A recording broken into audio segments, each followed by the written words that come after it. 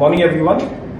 Starting with the navigation, the very first lecture is the shape of the earth.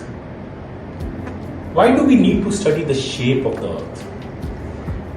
It is like this: when we plan to go in our cars on a trip from a place of residence to a tourist spot, we do take into consideration what type of terrain we'll be driving over. Is it a mountainous terrain? Is it a desert? Or is it a coastal area? Because it affects how much fuel we'll be using. When you're driving over a mountainous terrain, you will consume more fuel because car needs to produce more power. Similarly here, when we are flying, we need to take into consideration the shape of the earth, because we need to determine in which direction we are flying, how much the distance that we will be flying. The terrain, the type of terrain will also make us affect, because it will tell us at what altitude we need to fly. All these factors taken into consideration, we need to know the shape of the earth.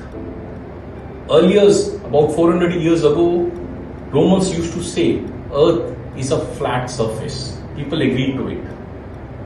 Galileo was the first person who said earth is a sphere. People objected, but yes, later on they accepted that he was right.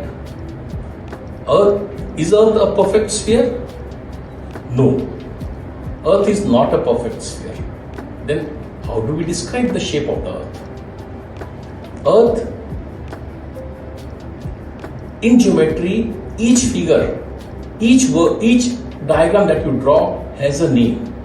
But Earth is a unique shape, in such a way that no shape in the geometry actually describes the shape of the Earth. We generally say the shape of the Earth is a geoid. Geoid is a Greek term which means Earth-like. Since no shape, no figure describes the shape of the Earth, it's a unique shape, we call it a geoid, Earth-like. It is also called as an oblate spheroid. It is not a perfect sphere. For a perfect sphere, the horizontal axis and the vertical axis, they have to be equal. But for Earth, the two axes are not equal. There is a difference in terms of distances. The horizontal distance and the vertical distance, they are not equal. It is not an egg shape. It is not an oval shape. But these are the two terms that describe the shape of the Earth. Thank you.